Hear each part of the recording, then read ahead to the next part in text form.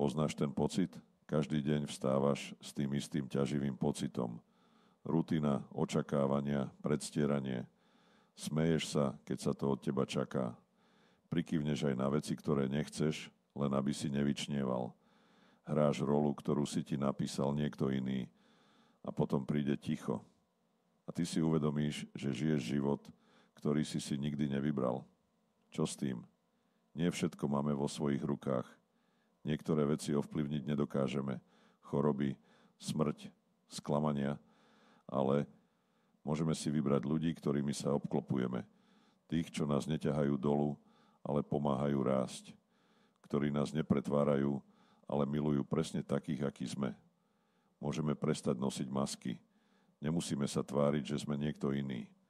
Nemusíme hrať dokonalosť len preto, aby nás spoločnosť prijala. Môžeme sa učiť všímať si maličkosti, pretože práve tam sa skrýva skutočné šťastie. Šťastie nie je v honbe za úspechom, v neustálom výkone, v dokonalých fotkách na Instagrame.